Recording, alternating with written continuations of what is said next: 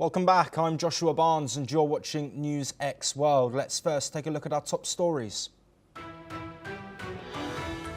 The Palestinian Foreign Ministry has urged the United Nations Security Council to halt what it has called a genocide in Gaza. Meanwhile, Israeli Foreign Affairs Minister Gideon Saar is set to fly to New York for a special UN Security Council session on hostages. The Kremlin says that US Special Envoy Steve Witkoff's visit to Russia will be helpful amid escalating tensions and a sanctions deadline that has been imposed with US pressure on a Russia-Ukraine ceasefire. This comes, though, as Russia has urged caution over nuclear rhetoric after Donald Trump earlier announced that 2 nuclear submarines had been moved to the region after tensions with former Russian President Dmitry Medvedev. The Kremlin says everyone needs to be very, very careful amid potential global ramifications. Talks between Cambodia and Thailand have begun in Malaysia as a fragile ceasefire holds after 5 days of fighting along the disputed border area. Dozens of deaths were reported, with hundreds of thousands displaced last month. At least 76 people have died, with dozens still missing after a boat carrying mostly Ethiopian migrants sank off the coast of Yemen, marking the latest tragedy on the dangerous sea route. Sudanese paramilitary forces have killed at least 14 civilians trying to escape El Fasher in Darfur, that according to a rights group. Dozens more were reportedly injured, and an unidentified, undefined number were detained in the attack over the weekend. Beijing is warning residents to prepare for another round of heavy rain, with up to 200 millimetres expected in just 6 hours. This comes just a week after catastrophic floods, which killed dozens in the deadliest deluge to hit the capital since 2012. At least 2 people were killed and 10 others injured when a bus collided with a freight train in Russia's Leningrad. The driver entered the crossing in front of the approaching train, that according to regional railway administration officials. But we start this hour as preliminary talks between Cambodia and Thailand have begun in Malaysia as both sides work to maintain a fragile ceasefire following deadly border clashes last week. The ceasefire, agreed upon after 5 days of intense fighting that claimed at least 43 lives and displaced over 300,000 people, was brokered with the help of the United States and China. Defence officials from both countries are meeting ahead of a key discussion which will be observed by representatives from the US, China and Malaysia. Despite ongoing talks, significant scepticism does remain. Cambodia has accused Thailand of violating the ceasefire by using excavators and laying barbed wire in contested border areas, while Thailand denies any significant movements but acknowledges Cambodian troop reinforcements. Cambodia has also demanded the release of 18 captured soldiers, with Thailand stating they will be freed after a complete end to hostilities. Well, joining us to discuss this fragile truce but also ongoing discussions amid uncertainty over whether this ceasefire will hold, Dr. Sanjay Kumar, a journalist at the Korea Herald, who's joining us live from Seoul in South Korea. Dr. Kumar, it's always a pleasure to have you on the programme. We detailed there some of the claims that have been made after this ceasefire. Key discussions now taking place and underway with Malaysian officials. How close is this to spilling over into another conflict, in your opinion? It is not spilling over right now because discussions are ongoing, and although the ceasefire is right now fragile, but diplomatic commitment has to be ensured, and that is why these preliminary talks are very important. This is very important right now because this whole ASEAN region looks very disturbed, despite the fact that US has intervened and ASEAN leadership under Malaysia is continuously trying to negotiate and guiding in right direction. But China is also, on the other hand, looking after it. So this trilateral dialogue between Thailand, Cambodia and Malaysia is important than ever right now because diplomatic commitment has to be ensured in the ASEAN region. And in October, the APEC summit is going to happen in Korea. And before that, President Trump has talked with Prime Minister Anwar of Malaysia just a few days ago to have a ASEAN plus 3 format meeting ahead of the APEC summit. So those diplomatic channels are going to be activated and the entire world would be looking towards ASEAN region in coming weeks. So that is why it becomes more important for the entire region to send a very positive signal. And for that positive signal and for that ASEAN centrality for sustainability has to be started with this peace talks in place as a foundation. Yes, Dr. Kumar, you've mentioned there the significance for the region, but I'm also conscious of China and the US being involved in this de-escalation, in this ceasefire, and in further discussions that are set to take place. Why are these two powerhouses so interested in resolving a conflict between Thailand and Cambodia? These two giant powers have their own interest because they don't want to give other any leverage.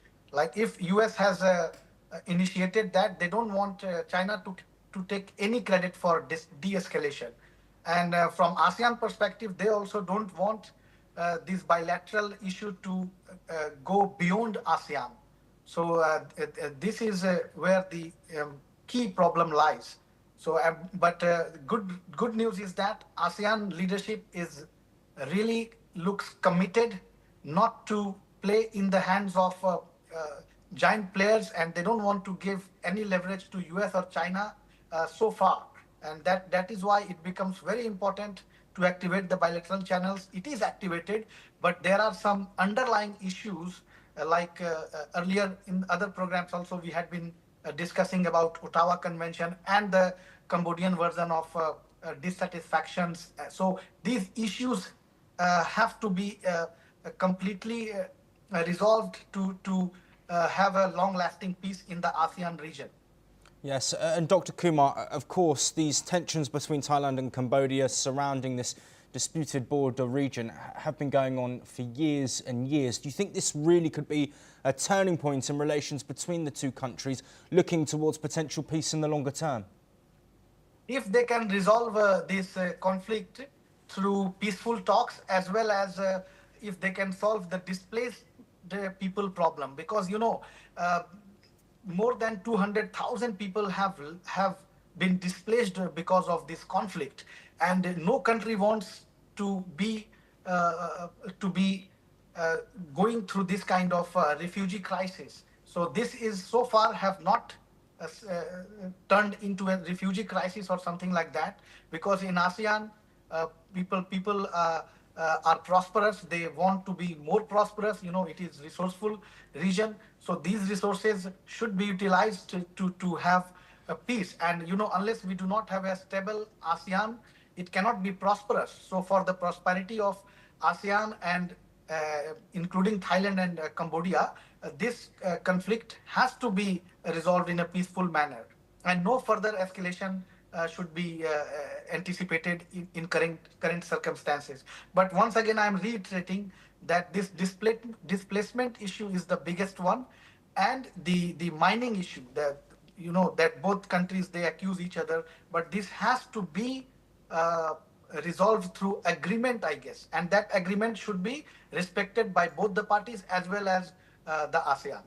Yes, absolutely, Dr. Sanjay Kumar. Thank you ever so much for providing that insight. Of course, a lot for us to monitor as those discussions continue, and we'll bring you all of those updates as we get them. We move away from Southeast Asia now and head towards the Middle East, as the Palestinian Foreign Ministry has called on the UN Security Council to assume its responsibility by enforcing an immediate ceasefire in Gaza and to conduct an official visit to the enclave. In a statement posted on social media, the ministry urged the council to halt the crimes of genocide, displacement and annexation against our people. That a direct quote. And to implement the outcomes of a recent UN conference calling for a two-state solution. The ministry warned that over 2 million Palestinians in Gaza are living in a tight death circle of killing, starvation, thirst, deprivation of medicine, treatment and all basic human rights. That again, another quote. It also questioned the role of some Security Council members, accusing certain states of deliberately prolonging the war in service of various political agendas and interests. The ministry said a Security Council visit to Gaza is essential to break the Israeli siege and blackout, warning that any delays in ceasefire enforcement only advances plans for the forced displacement of our people. Well, lots of direct quotes there, but ultimately a message from the Palestinian Foreign Ministry looking at the situation currently playing out in Gaza. Joining us to discuss these comments and of course the ongoing situation, Shruti Dasgupta, an international affairs expert who's joining us live from New Delhi. Shruti, a pleasure to have you on the programme. Thank you for your time. Is there any significance, added significance to these comments amidst global calls over the situation currently playing out in the Gaza enclave more than 20 months into this conflict? Greetings, Joshua. Thank you so much for inviting me. What I take away from the statement is that since their recognition in March 2025, Palestine is asking the UN to step in and do its job as the world peacekeeping force and ensure that Gazans are safe, Palestinians are safe. But in that particular statement, I did not hear a single word of condemnation of Hamas or even ask for refuge as a legal representative or voice for Palestine. I did not hear a single voice saying that they should be freed from the autocratic rule of Hamas that has put them in this place, in this tight, hard rock and place that they are now in. So what I see is this is very politically framed statement where the blame is being very precisely cast on Israel and its IDF rather than the crime organization. They want to build global pressure through UN. All the signatories have to step in and then be in consonance with those actions. So it is a very one-sided statement and something which I think the world leaders should take a deeper look at and analyze it under the microscope of what exactly they're trying to present by making such demands. Yes, absolutely. Shruti, please do stay with us. We're going to keep our attention on the Middle East, but shift slightly as Israel's Foreign Minister Gideon Saar has said that he wants the issue of hostages held in Gaza at the front and centre of the world stage, and that he will be discussing this at a special UN Security Council session. Saar has announced that he will be departing to New York for a special UN session that he initiated on the issue of hostages. Saar has called for the international community to put the focus on the hostage situation. This comes as Hamas had released a video of Israeli hostage Evyatar David. In it, David, skeletally thin, is shown digging a hole that he says in the video is for his own grave. Let's listen in to what the Israeli Foreign Minister has had to say. This past weekend, Hamas and Islamic Jihad cruelly released horrifying videos of our hostages, Evyatar David and Rom Broslavsky. The world witnessed their terrible condition, starved, tortured. Evyatar was forced to dig his own grave. The world saw the thick arm of the well-fed terrorist next to the starved and tortured Evyatar. I hadn't saw any UN declaration about the hostages. Maybe I missed something, so I want to be careful. But to the extent I followed, I hadn't seen one. So that gives you a hint, or more than a hint, about where the UN is stand. I mean, it's totally unbalanced. It's totally unfair. Unfortunately, I must say that. And it's not a coincidence that their voice is not heard. Well, according to Israel, 50 hostages remain in Gaza, only 20 of whom are believed to be alive. Hamas has barred humanitarian organisations from having any kind of access to hostages, and families have little or no details of their conditions. That, of course, until a video like the shocking one that was released over the weekend comes into the public domain. Shruti Dasgupta, thank you for staying with us. Of course, the situation surrounding the war in Gaza is so polarising. There are so many calls from either side of the fence over the situation, the humanitarian situation that is here at play. Gideon Saar clearly stating here that more focus needs to be put on the hostages that are still being held. That video released over the weekend, of course, showing disturbing scenes, a hostage saying that he was digging his own grave. Do you think more discussion needs to be had about the 20 or so living hostages still being held and the bodies of those hostages still being held, of deceased hostages? Absolutely. I'm very sure about what you're saying is absolutely correct, because as I've said before, the videos that come out from Gaza about starvation are also made by Hamas, and the video of the Israeli Jew being starved is also coming out from Hamas. In the Gazan videos, they try and pretend as if the IDF is doing great crimes, and I'm not whitewashing their crimes, but I'm saying that they pretend that the crimes are much worse than probably on the ground, because as Gideon Starr in that video said, that the thick, brawny arm of the Hamas was visible for a microsecond there, and you could see that at least the Hamas are being well fed, even if Gazans are starving.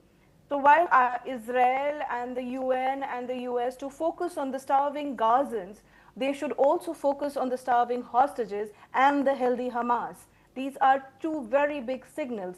Yes, it's obvious that when Gazans are going to be starved, so are the hostages, but the Hamas are still healthy and brawny and not starved out.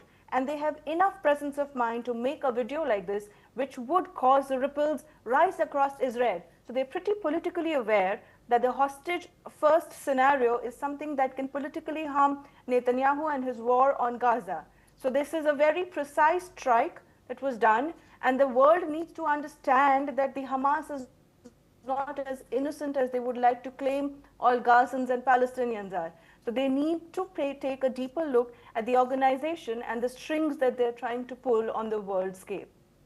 Shruti, let's look at the situation. Of course, again, it is extremely divisive. But when does humanity win in this situation? Reports from groups, the UN, humanitarian groups, over 100 NGOs talking about the situation in Gaza for civilians. The situation with hostages being held. We know there have been protests, of course, in Israel. At what point does humanity take the lead in this and really push a potential deal towards peace? Because at the moment, it is an impasse. There is no further progress that has been made despite optimism. And seemingly the situation on both sides is not going to improve in the short term at least. I completely agree with what you're saying. Humanity needs to win, and for humanitarian, we need to ensure that Hamas does not win. And that is my bottom line for this, that Hamas's victory, they have a few days ago put out a social media post saying that the recognition of Palestine as a state, as a country, various countries approving of Palestine as a nation is a fruit of the October attack. So they are accomplishing their agenda by playing out on the plight of Gazans. They are the ones who are starving Gazans by not surrendering arms. They are the ones who are holding the hostages. They are the ones who are killing the hostages, and they are the ones who are starving the hostages. So the humanity needs to ensure that Hamas is held accountable. Yes, hold IDF responsible for every irresponsible killing, but hold Hamas responsible more because they started this war. They started this war by attacking civilians who had no arms on them. So first attack the attacker, then go after the one who have been trying to defend and finally find a solution to a very long drawn war. Shruti, very quickly before we move on, where does this leave Benjamin Netanyahu? Of course, protests within Israel from anti-government protesters calling for an immediate end to the war, hostage families continuing calls for work towards a ceasefire. This video is potentially going to stoke more questions. How do you see that playing out? I see mounting pressure, if I'm not wrong. There are a large group of chiefs have collected together and said that they want this war to end. There should be ceasefire and hostages should be put first. So Netanyahu is losing ground politically on his own land, and this war is becoming more and more a war of the coalition government led by Netanyahu rather than the people of Israel. So this, I understand that this is going to be very defeating. This video itself is very defeating to Netanyahu's progress as a politician in the coming years. Shruti, stay with us. Again, we've got some further developments relating to the situation in the Middle East. More than a dozen former heads of Israelis, security agencies, including the Mossad, Shin Bet and the Israeli army and police, have called for an end to the war in Gaza. In a video released on social media, the former senior officials said the war has yielded limited military gains and failed to bring back the remaining hostages. They warned that the 22-month conflict has caused severe reputational damage to Israel and could have been ended long ago. Among the signatories is also the former Israeli Prime Minister Ehud Barak. The group is calling for an immediate permanent ceasefire in Gaza and a comprehensive hostage deal that would see the release of all remaining hostages at once. Shruti, thank you for staying with us. We don't have too much longer, but this is a huge, significant development given the number of senior and former senior officials who have appeared in this statement. Of course, massive ramifications, but also an understanding of mounting global pressure and condemnation for potential humanitarian crises playing out in Gaza. Do you think this will have any influence over the Netanyahu government, which has stayed staunch in their objective, which is the disarmament of the Hamas, the return of all hostages, and a military way of doing that? This will definitely sway Netanyahu and his coalition. You might find a few right-wingers that are very staunchly in their ground, still call for war and peace through the power of the gun. They're still going to go for that. But most of these people in this group that we're talking about were the inner core. They were in those chambers. They were part of the decision-making process during these past 23 months of war. So them coming out and saying that now we're taking on we're just offsetting damage that has actually taken place in the past few months, and this war could have ended much earlier. This is something that would hurt the sentiments of Israelis. Shruti, sorry, unfortunately the signal is a bit weaker. We lost you there, but thank you so much for your time on all of those topics. So much to continue being discussed, and we will continue to do that here on NewsX World. But moving on, as Pakistan's Deputy Prime Minister Ishaq Dar has spoke with US Secretary of State Marco Rubio to discuss bilateral and regional matters. The two countries have strengthened ties since President Donald Trump claimed that he brokered a ceasefire between Pakistan and India after a military conflict back in May. In June, Trump hosted Pakistan's army chief for an unprecedented lunch at the White House, where they discussed the Iran-Israel conflict, among other issues. According to the Pakistani Foreign Ministry, Dar and Rubio exchanged views on various bilateral issues and agreed to remain in contact for continued cooperation on mutual interests. Analysts see this growing engagement as a sign of a diplomatic reset after years of strained relations following the US withdrawal from Afghanistan. Pakistan views the US as its top trade partner, with exports reaching $5.44 billion in the fiscal year 2023 to 24, rising by 10% from the previous year.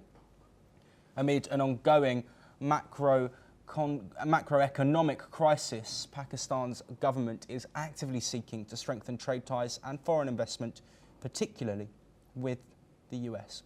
Well, with us to discuss this potential conversation and the broader US-Pakistan relations, Dr. Vipul Saxena, a defence expert, joining us from New Delhi. Dr. Saxena, thank you for your time. Let's first solely look at these US-Pakistan relations. Is this just trade-related, or is there more at play? Firstly, let me refute one thing which has been claimed by Donald Trump that he has brokered the peace between India and Pakistan, which has been proved and stated by the Prime Minister of India in the Parliament that there were no mediation. So, moving ahead, as far as Pakistan is concerned, Pakistan as a nation has no dignity, has no financial strength, no economy, where he can sit even next to America. So forget about the partnership. If at all there will be some relationship between Pakistan and with any country in the world, it will be basically looking for some kind of funding from that country.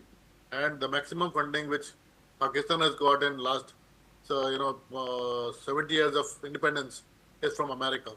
And recently, after Donald Trump took over, again there was huge aid was received by Pakistan from America. Now Pakistan is becoming basically a stooge in the Asian region between China and America, and both these countries are using Pakistan against India to irritate India, to just keep India under pressure, so that somehow India doesn't become a superpower. So just for that purpose, now America is using Pakistan, and you can find every day something new comes up.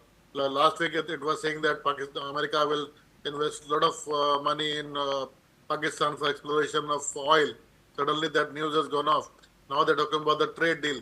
Yesterday, America has imposed 19% of tariff on Pakistan. How Pakistan benefited? If America's levied 25% on India and 19% on America, then how Pakistan is benefited? So what I'm trying to say is that it is all eyewash. It is all just to irritate India. Whatever is happening, ultimately Pakistan will get some money to run their country. That is all I can see. That is all I can assume at this moment. I don't see any long-term deal or any deal where both can play equal part, because $5.4 billion business with America. What is it? It's one day business. So what level are we talking about? So there can't be any partnership between America and Pakistan. If at all it will be there, it will be begging, nothing more. Yes, Dr. Saxena, but before we end our discussion, if we're taking these talks at face value, of course, these talks happening after relations did break down. If Pakistan-US relations are improving as it seems, are there ramifications for nations around Pakistan, including India? There won't be any ramification, because see, when you talk about deal, there has to be two equal partners.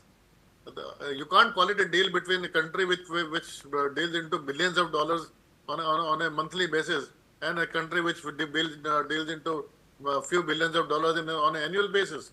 So there can't be any level playing field between these two countries. It can be only a kind of an obligation where America probably is giving some scope, some market to Pakistan to play around.